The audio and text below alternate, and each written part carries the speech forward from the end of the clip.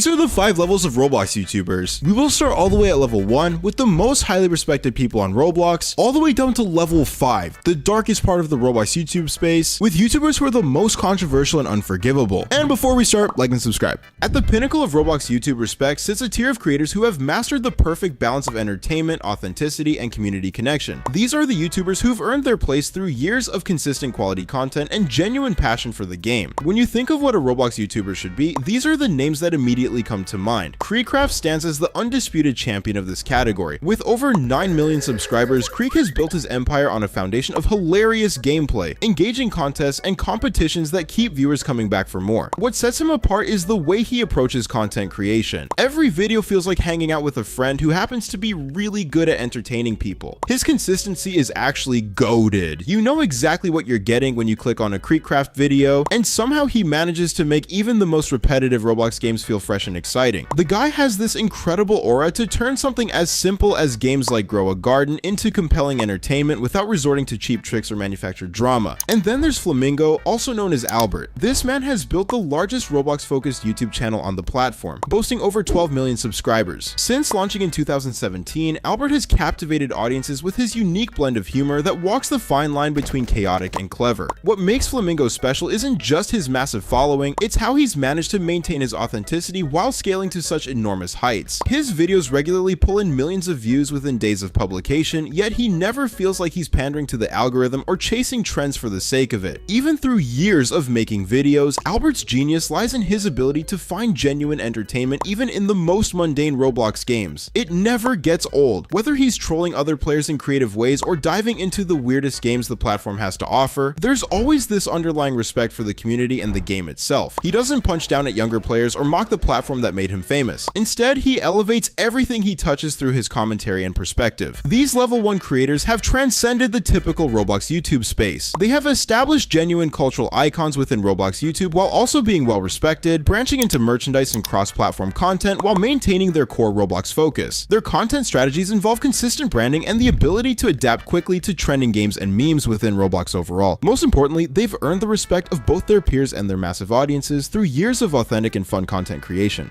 Moving down to level 2, we encounter creators who've achieved massive success but come with a significant asterisk. These YouTubers have subscriber counts that rival or even exceed the respected tier, but their content approaches have sparked debates about quality, target demographics, and the overall direction of Roblox content on YouTube. And that's the thing, they mainly focus on these things rather than making genuine content. These are typically brainrot kids channels, or channels that most people would call slop. Flush represents the first example of this phenomenon. This creator has built a substantial following through high energy content and frequent uploads, but many in the community question whether quantity has come at the expense of quality. The criticism often centers around content that feels manufactured purely for views rather than genuine entertainment value. Flush's videos tend to follow predictable formulas, heavy on thumbnails designed for maximum click-through rates and titles that promise more than the actual content delivers. While undeniably successful from a numbers perspective, many longtime Roblox fans feel this approach contributes to what they perceive as a decline in overall content quality on the platform. Then there's LankyBox. Yes, in the Big 25, I know. They are a duo channel run by Justin Chroma and Adam MacArthur that perfectly embodies the polarizing nature of this tier. With over 11,000 videos uploaded and multiple daily posts, LankyBox has turned content creation into an industrial operation. Their approach is undeniably successful from a business standpoint, but it's also become synonymous with what critics call brainrot content. The term has stuck because their videos often feature rapid-fire editing, constant loud reactions, and gameplay that prioritizes reaction over meaningful engagement with the games themselves. What makes LankyBox particularly controversial is their target demographic. Their content is clearly designed for very young viewers, featuring bright colors, exaggerated expressions, and simplified commentary. While there's nothing inherently wrong with creating content for children, many argue that this approach dumbs down the Roblox experience and doesn't encourage viewers to engage more deeply with the creative aspects of the platform. The duo's success has inspired countless imitators, leading to concerns about a race to the bottom in terms of content complexity and educational value. Though many find these YouTubers annoying and/or forgettable, it's undeniable that the level 2 creators have mastered the YouTube algorithm in ways that can't be ignored. They understand exactly what thumbnails get clicks, what titles drive engagement, and how to structure videos for maximum watch time. They have a very consistent upload schedule, sometimes posting multiple times per day, with production quality that shows significant resources and team support behind the scenes. However, this success comes with the trade-off of community respect, because let's be honest, most of these guys are just brain rot.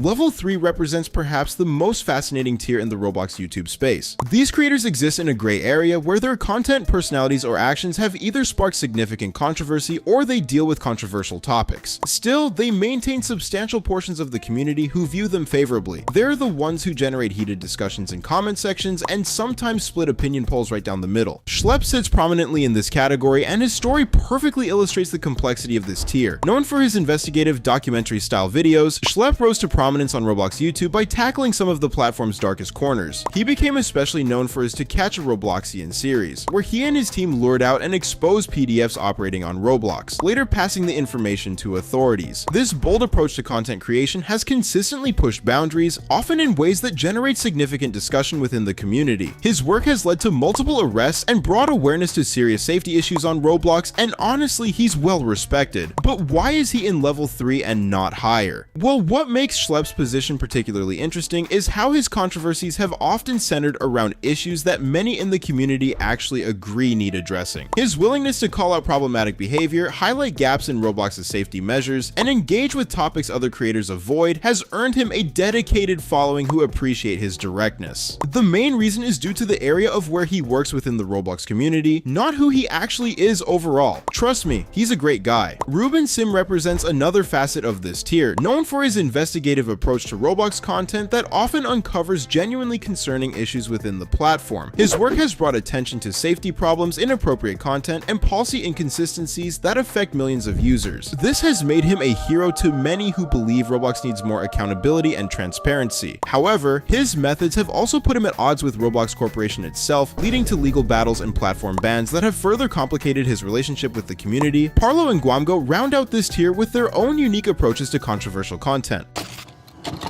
So as of November 19, 2025, Parlo is now in level 5, so stick to the end of the video to understand why. Guamgo, by contrast, is recognized more for his investigative style. He often positions himself as a watchdog, uncovering PDF groups, shady communities, and safety failures on Roblox. His work has involved filing direct reports to Roblox about harmful behavior and keeping public pressure on the platform when action isn't taken. Supporters value him for bringing accountability to light, but critics argue that some of his conclusions or tactics can overstep, raising questions about where the line between creator and journalist really lies. Overall, their approaches highlight the difficult balance Roblox creators face when tackling sensitive topics, how to stay authentic and impactful without tipping into unnecessary conflict or controversy. The creators in level 3 often produce some of the most discussed and analyzed content in the Roblox YouTube space. Their videos generate significantly higher engagement rates than their subscriber counts might suggest, indicating audiences who are deeply invested in their content even when they disagree with it. These creators have learned to navigate controversy in ways that maintain their relevance while surviving the constant scrutiny that comes with their positions. What makes level 3 creators particularly complex is their ability to survive and sometimes thrive despite ongoing controversies. They've developed thick skins and loyal audiences who appreciate their willingness to tackle difficult subjects or express unpopular opinions. Their content often generates more discussion and debate than creators in higher tiers, proving that controversy, when handled skillfully, can be a powerful tool for maintaining relevance in an oversaturated market.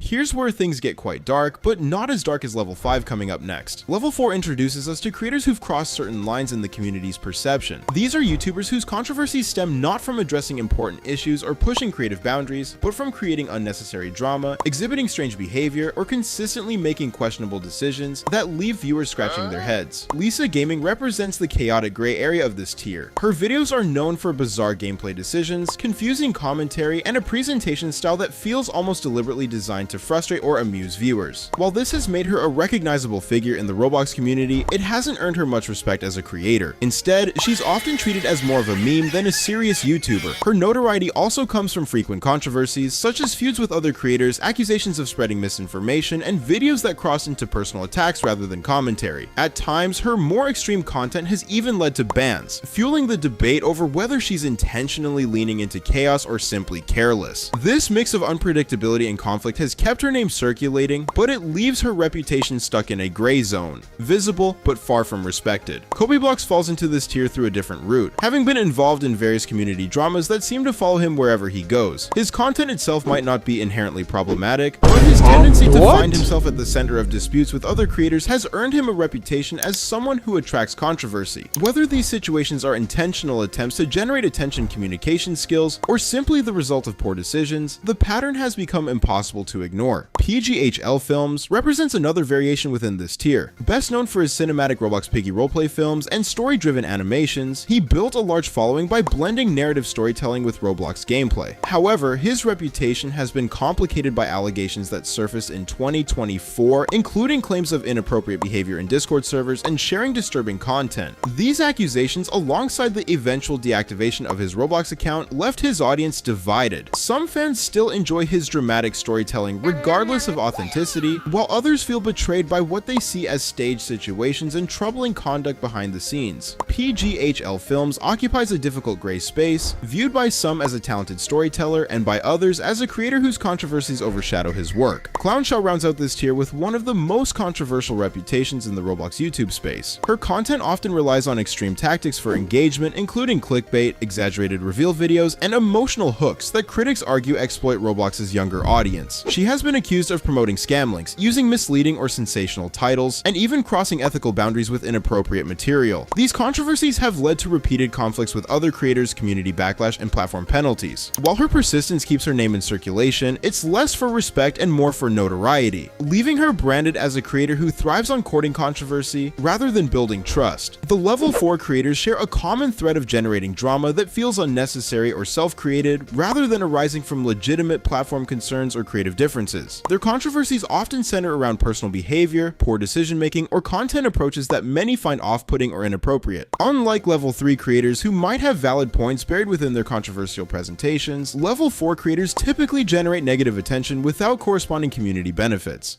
We've made it to the bottom, and if you're still here, you might as well click the subscribe button. Level 5 is reserved for creators whose actions have gone beyond mere controversy into territory that most of the community finds genuinely unacceptable. These are YouTubers whose behavior has crossed legal, ethical, or moral boundaries to such an extent that their names have become cautionary tales within the Roblox community. Notive's story is perhaps the most dramatic fall from grace in recent Roblox YouTube history. Jacob, better known online as Notive, was once a respected animator and content creator in the Roblox space. His reputation, however, was shattered when a large document was published accusing him of talking to people not his age, sending bad material to young people, if you know you know, and maintaining alternate accounts used to produce not safe for work content. In response to these allegations, Roblox removed him from the Starcode program and eventually terminated his account. His fall became a watershed moment for the community because it exposed how deeply abuses of trust could run behind the scenes, especially in a space where many of his viewers were young. The exposure sparked serious conversations about accountability, content moderation, and the responsibilities creators have toward young audiences. Notive's legacy, once built on creative animations and fan support, unraveled almost overnight once those private allegations came to light. And then there's Kanekokin, who also falls deep down this level, though his decline was more gradual than explosive. Over time, he accumulated a series of controversies such as content disputes, allegations of crossing ethical lines by talking to people not his age, and frequent criticism from peers, which steadily eroded his influence. Eventually, Roblox terminated his account, marking the final step in his reputation's collapse. His arc is a cautionary tale. One doesn't always need a single catastrophic event to fall from grace. A series of missteps and conflicts can quietly destroy trust. Koofy, also known as Kelligish, represents another variation of a level 4 downfall. In September 2024, it was publicly revealed that Koofy was actually the previously disgraced Kelligish, a creator with allegations of bad behavior and misconduct involving young people. The fallout was actually insane. Creators across the community spoke out, Roblox intervened, and Koofy's standing was permanently compromised. Okay, this is breaking news. As of November 19th, 2025, Parlo is actually now in level 5. I cannot believe I'm saying this. I'm honestly kind of not surprised knowing Parlo's past, but we're just going to completely improv this next section with all the information that I have at hand, and it's going to show you how you can go from one level to another level in just a matter of seconds. So as we know, on November 9th, there were two huge Google Docs that were dropped at the same time. One of them was written by Parlo and one was written by internet adjacent, also known as Wolfgang. They weren't any clarifications or statements. They were graphic descriptions, screenshot of scenarios, personal details about their meetup, and DMs that contradicted Parlo's original story completely. Now keep in mind that Wolfgang is quite young and not of age to be talking to Parlo. The key point is that Parlo wrote a 75-page document of this graphic detail and posted it publicly. Not to the police, not to legal counsel, he posted it to his fans, bro. And his fans are young! How can this even be justified, bro. Now we talk about the GoFundMe scandal that Parlo did. Basically, Parlo made a GoFundMe saying that he needed money for rent, food, and legal fees, but then he decided to buy a $2,100 laptop and a new phone, and he used the money to fund a trip to London. Oh my gosh, bro. The craziest part is the fact that he hasn't paid his editors in around 5 months, and he asked his friends to work for free. Bro, just say that you're broke, man. Like, come on, just say you fell off. I'm not saying I fell off or anything like that. But then when he was confronted by this, he said that the GoFundMe money came after the trip, which doesn't really matter, because if you're begging strangers for money because you're broke, you can't also casually fund international hookups and buy stuff, bro. Then came the crash out. So after Parlo was confronted, he basically made a live stream and he completely crashed out. He called his close friends slurs and he played the huge victim card and he just rage quit everything. And then he returned and continued to melt down after that. And then on another person's live stream, he made it way worse by reading his entire 75-page doc out loud. He described the acts that he did live and he defended the GoFundMe completely and doubled down instead of taking accountability and apologizing. Yeah, he was pretty much just destroying his career in our very eyes. And then his channel got terminated. So his channel was terminated for community guideline violations, which is actually from YouTube themselves. They verify that. It doesn't happen from a copyright strike. That is different. So I know Parlo is going to be watching this video because Parlo has watched many of my videos in the past. He actually commented on one of my videos that got taken down, I'm pretty sure. So Parlo, I've been watching your videos before I even started doing YouTube, and I just want to tell you that I have absolutely no respect for you. I don't like you, and I think you are a terrible person, and you should definitely take some accountability and self-reflection. The best case scenario for you to do now is to just apologize and never come back. Goodbye. From the respected kings who've earned their positions through years of quality content and authentic engagement, to the fallen creators whose poor decisions serve as warnings to others, each level tells us something important about what the community values and what it will not tolerate. Whether you're an aspiring creator looking to understand the landscape or simply a viewer trying to navigate the countless options available, recognizing these different tiers can help you make more informed decisions about which creators deserve your time and attention. Be sure to subscribe for the next one and let me know in the comments which Roblox YouTubers you think deserve to be mentioned and where they should be in the ranking. Until then, see you soon.